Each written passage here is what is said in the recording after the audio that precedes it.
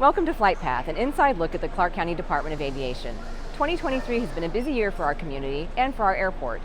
In this episode, we'll take a look back at what we've accomplished. We'll also walk down memory lane as we celebrate 75 years of the airport we now know as Harry Reid International. And we'll see what's new in airport shopping. December 19th, 2023 marked the 75th anniversary of what we now know as Harry Reid International Airport. 75 years ago today, Clark County leaders celebrated by presenting the Department of Aviation with a proclamation at the Board of County Commissioners meeting on the anniversary, and airport staff distributed cookies. We're going to go back and talk about and hear about the aviation entrepreneurs. The airport partnered with Clark County Parks and Recreation for ongoing celebrations. We had multiple meetings and kind of distinguish what was going to be important to celebrate and what did we have in our collection that we could highlight. Including a series of exhibits and events titled Desert Skyways, 75 Years of Clark County Aviation. The centerpiece is the main exhibit at the County Museum, which features artifacts and photos from the golden age of aviation.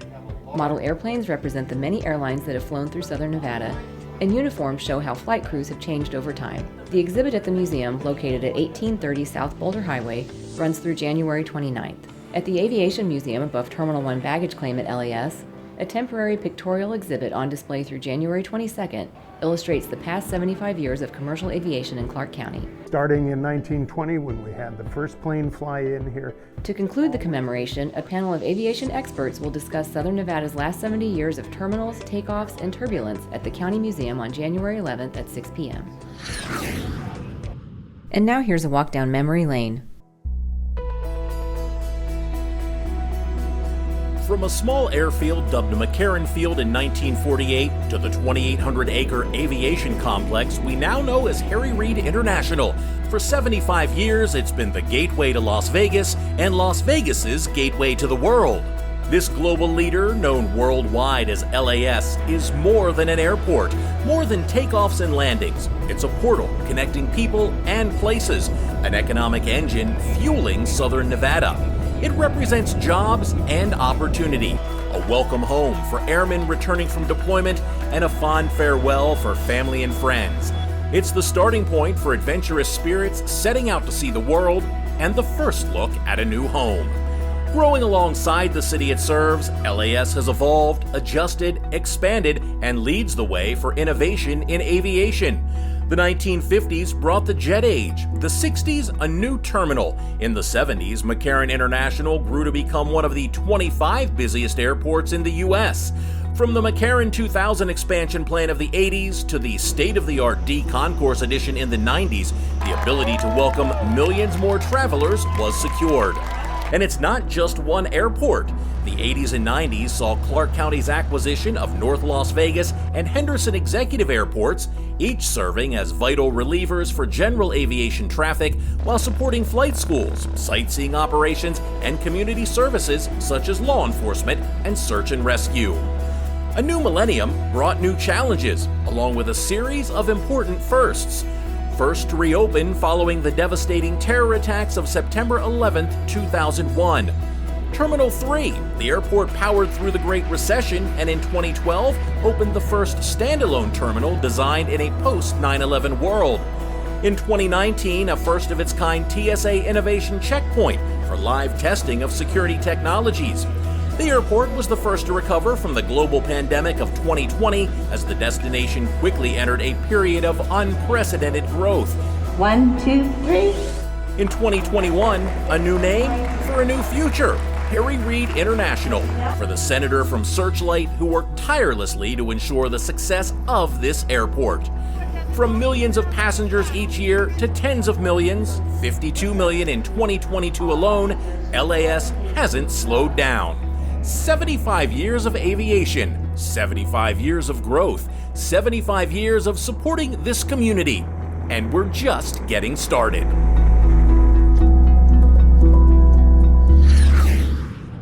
With the same amenities you'd expect to see in a bustling metropolis, Harry Reid International Airport is a city within a city. In addition to the wide variety of shops, bars, and restaurants, the airport's 18,000 employees and millions of travelers have access to in-person banking and ATMs, a post office, a gym with sleeping rooms, and University Medical Center's clinic. Not to mention a museum with multiple exhibits highlighting the history of aviation in southern Nevada. There are 2 Metro Police substations, one in each terminal, with officers providing airport security. The airport even has its own fire station located on the airfield, with specialized firefighting equipment designed for extinguishing aircraft fires. And because we're in Las Vegas, this city within a city offers travelers one last shot at winning with more than 1,000 slot machines. As you've just seen, LAS is more than an airport. Throughout the year, the Department of Aviation offers creative ways to engage with the community and show passengers the other side of Las Vegas, the people who live here. That includes inviting area students to show off their talents for arriving passengers and hosting events for the next generation of aviation professionals. At the airport's annual Paper Plane Palooza, kids from the Girls and Boys Club spend an afternoon interacting with employees in a paper airplane competition. So they're able to interact with a variety of different employees that are based out of the airport and just learn about other different types of careers that they could have when they grow up. Airlines, airport shops and restaurants, and federal partners all join in to mentor the children and donate food, prizes, and school supplies. We are going to Japan. The airport also helps facilitate Women in Aviation International's Girls in Aviation Day each year. The event is just such an amazing opportunity for girls in the community to come out and see people that look like them, and opportunities that they have for the future. Young DJs from Sierra Vista High School helped welcome travelers coming to Las Vegas for EDC Music Festival. It's really cool to get the party started. This is kind of like the first thing they hear when they get off the plane. They're here for EDC weekend, and it's kind of cool to kind of kick the party off, start it off right, and let the people have fun, get them excited for the rest of the weekend. And Rancho High's mariachi and ballet folklorio groups performed in Terminal 3 in the days leading up to Mexican Independence Day. We're celebrating our culture, showing everyone what we can do, what Mexico is all about, specifically Jalisco, because that's the region that we're doing today.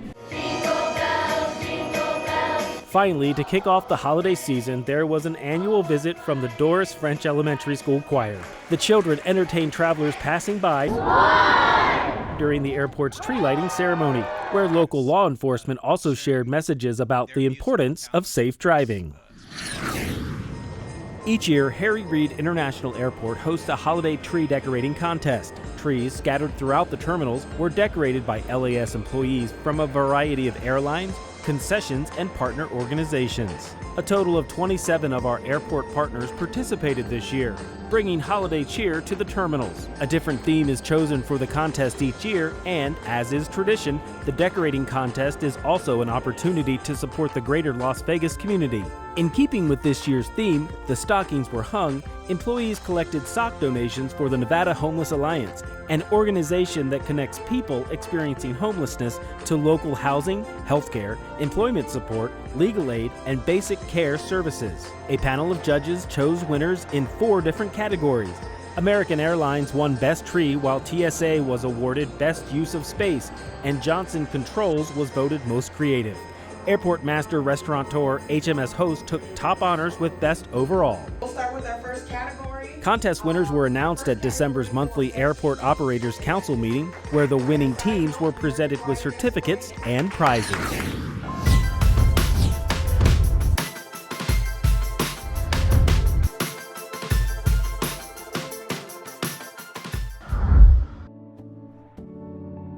I was going to school during the day at UNLV to get my bachelor's degree, and I wanted a job that I could work at night.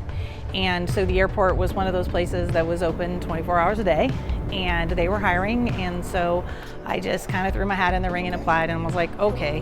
The salary was very good. Minimum wage was $3.35 an hour, and the county paid $6 back in the day, so that was quite a jump for me. So I just thought it would be a fun job that allowed me to do my homework and where I could work at night and go to school during the day.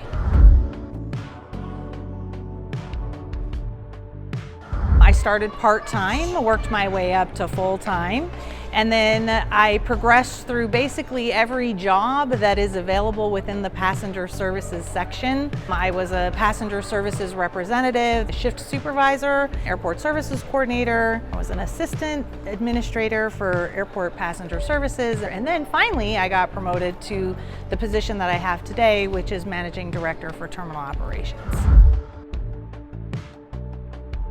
The airport and Clark County have provided me with a lot of training opportunity. I've had first line supervisory training, elevated supervisory training, managerial training, workshops. I am a trained facilitator. I was able to take a lot of that training and those opportunities and use them for growth in my own career here at the airport. I grew up at the airport, truly. I mean, this is really the second job that I've ever had. I think the benefit is because I grew up here that I have seen a lot of change. I have that history, and you just really start to have an intrinsic understanding of how the airport operates. And when you've been here that long, your institutional knowledge continues to grow and people rely on you for that, hey, do you remember when moment? And can you tell us why we do this? And I have that because I was here when that decision was made or when that happened. It's hard to pick just one. I think my time as an airport services coordinator, it's one of the funnest jobs you could have at the airport. You see it all, experience it all. Responding to the medical emergencies, the celebrity escorts. I've met a lot of really great people as part of that. I got to escort Madeleine Albright on one side of the house to Winona Judd on the other side of the house. I mean, so you get a lot of that. But I think probably the ability to be able to provide that help and service for people who were in kind of dire straits, if you will, people who collapse. I've provided CPR and life-saving assistance, and that's been a great, for me, it's been a great, moment of personally being able to help someone, and comforting their family members when they have circumstances, trying to get people home when they're stranded in Las Vegas. It's just, there's a lot of all-encompassing things, and I think those are the moments that I'll remember the most.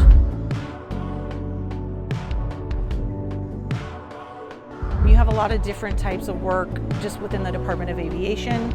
There's infinite opportunity to grow. I guess my best advice that I would give is the advice that was given to me when I first started here, which is do your job, come to work every day, and look for the opportunity, look for the things that you can do to make yourself valuable as an employee, and those rewards and those opportunities and those promotions will come. Harry Reid Airport is committed to providing a world-class travel experience. That includes a wide variety of shops and restaurants. Here's a look at some of our newest arrivals. In the Terminal 1 pre-security shopping area, Chalo & Company features a curated collection of whimsical Las Vegas and Nevada-themed products. Next door, the Boulevard offers up its own variety of Vegas souvenirs and gifts. The D Concourse is home to 4 new shops. Uno de 50 near the tram station features unique jewelry pieces handcrafted in Spain. Also new in the tram station are Sunglass Hut, perfect for sunny days in Las Vegas, and Hudson Nonstop, powered by Amazon's Just Walk Out technology. Travelers enter by inserting a credit card or hovering their palm over the Amazon One device and exit without having to use a checkout. Near gate D33, Johnston & Murphy provides high-quality classic shoes and apparel. At Vera Bradley, near gate D50, customers can shop a selection of handbags and accessories. And in Terminal 3, travelers can pick up their favorite Las Vegas Raiders apparel and gear at the new Raider Image, located across from gate E9. Aviation Association's annual convention and exhibition returned to Las Vegas this year. The general aviation industry has fallen in love with this airport and with Las Vegas. The world's largest business aviation convention, it featured hundreds of exhibitors at the Las Vegas Convention Center and Henderson Executive Airport. Displays included dozens of aircraft and new aviation technologies. The event also had a focus on carbon reduction, with all flights departing from Henderson Executive Airport doing so with the use of sustainable aviation fuel. Thank you. Organizers announced at this year's show that the trade show will become an annual event in Las Vegas. In years past, it has alternated between southern Nevada and Florida. The NBAA has made the conscious decision and the smart decision to make Las Vegas their permanent annual home for this trade show. Hosting this event at Henderson Executive Airport provided an opportunity for the Department of Aviation to promote the facility's elite customer service, amenities, and convenient location. Henderson Executive Airport is an elite airport, an air elite airport, and it has a standard and amenities and customer service that rank among all of them in the nation, and a real great attraction for so many of those customers to be able to operate here much more efficiently. It also allowed the airport to show off an 18-acre expansion of the aircraft parking apron completed in February. When Formula One descended on Las Vegas, the race started at LAS. Before drivers ever revved their engines, airport officials were meeting with resort partners, community leaders, and even with airports in other cities that have hosted the race. We have created a committee of core people for each of the functions within the experience of coming through the airport, so we can make it a great experience. The race brought with it 8 wide-body aircraft filled with cars and equipment. The team at LAS spent months planning for the arrivals, ultimately executing a cargo operation unlike any they'd seen before. Skilled workers provided security and ensured there was no impact to regular operations.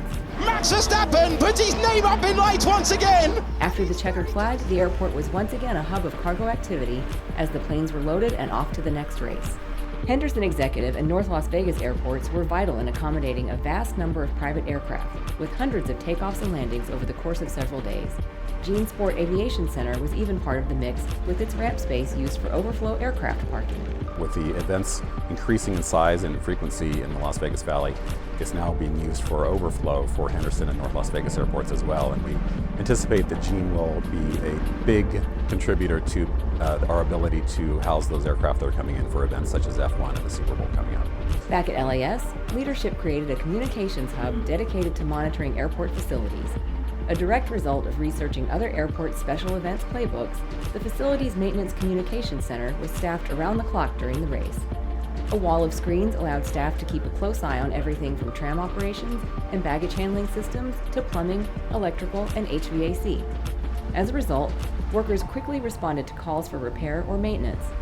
Staff plan to use the communications center again in February for the Super Bowl, and note that it can also be activated in an emergency situation. Having all this equipment at our hands, we're able to quickly mitigate just about any problem because we can tell staff exactly where the problem is and they'll know exactly where to go. And to surprise and engage arriving race fans, there were Formula One photo ops set up in baggage claim, along with airport employees offering LAS giveaways. Thanks for joining us on this trip through our airports. Now you're ready to pack your bags and take off. Remember to follow us on social media for travel tips and information, and use the resources of our website, harryreidairport.com. We'll see you next time on Flight Path.